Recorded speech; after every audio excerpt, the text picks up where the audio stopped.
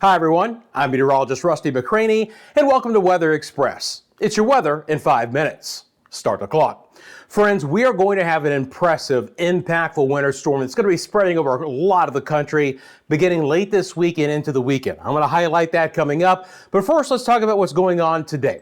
Front moving through the central United States. Out ahead of it, we have a band of rain. It's mainly warm enough all the way into the Ohio Valley, or it's just some cold showers. You get north of this warm front into Pennsylvania, Pittsburgh, State College North. Yeah, it's turning into a little bit of wet snow, but it's fairly fast moving. Even as far south here near this warm front, I-10 south in Louisiana and southeast Texas, we've even had a couple of rumbles of thunder for today. Now we follow this up to a true Arctic cold front that is moving through the Great Lakes and portions of the Dakotas right now, and temperatures are in the teens and the 20s, but that's really not the story. The story are the winds. Look at these wind gusts today in the Dakotas. Bismarck, Pierre, South Dakota, 50 to 75 mile an hour winds. Blizzard conditions coming along with some, snow getting whipped around, now moving into Nebraska, southern sides of Minnesota, and into Iowa. Looking at the local storm reports, all of these icons are wind reports in those areas. Again, 50 to 75 mile an hour winds, and you can see them just spreading southeast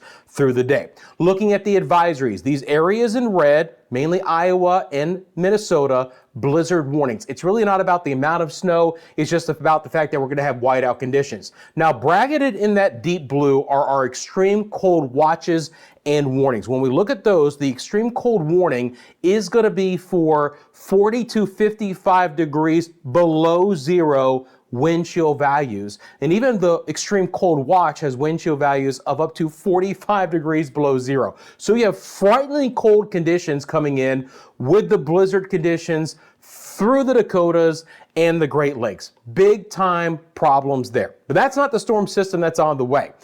The snow, it's a little bit of it right now for I-90 towards Syracuse and the Mohawk Valley there in New York, spreading into New England, but it's a quick burst of snow with temperatures there in the teens and the 20s.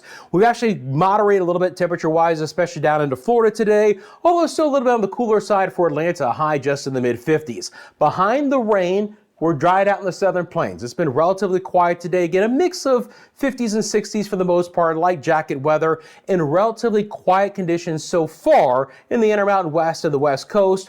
But a developing storm system off of the California coastline is going to be kind of part one of this major storm coming in. It's going to bring the moisture that storm system is going to need. Let's take a look at the advisories again, because I want you to get a snapshot of the winter storm watches that are into effect.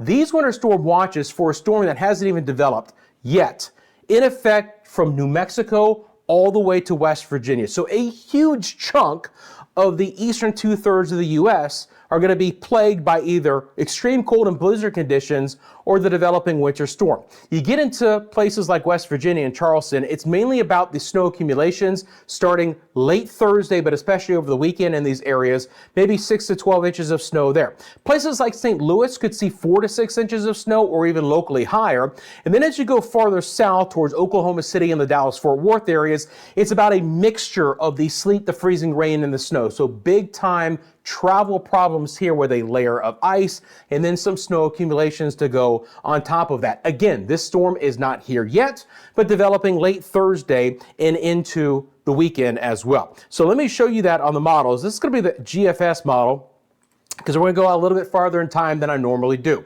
So first of all, again, storm system developing in the southwest. The colder air coming off of the Intermountain West. This mixes together in the southern plains.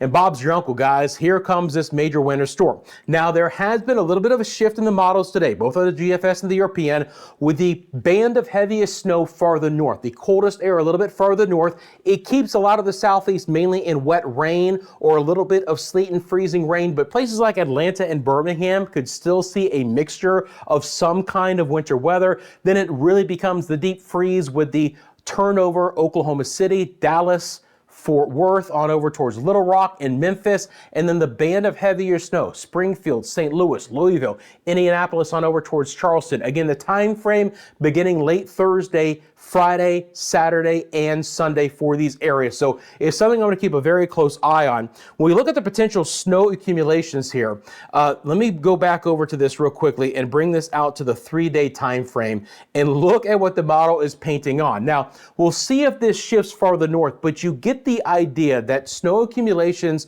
will be in the inches to maybe up to a foot from the eastern sides of New Mexico all the way into the mid-Atlantic states and the Appalachians. Big time swath, little bit of winter weather to the south in the form of some sleet and freezing rain, and then the opportunity for some lake effect snow in the Great Lakes. It's the eastern 2/3 of the U.S.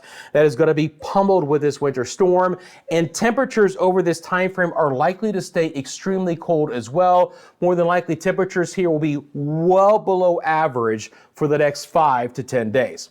Friends, I'm out of time. I appreciate you making Weather Express a part of your daily routine. Hey, let me know in the comment section below where you're viewing from. You got a question, please drop it down there as well. Thanks for hitting the like button. You have a great rest of your day, and I'll see you soon for your latest 5-minute forecast.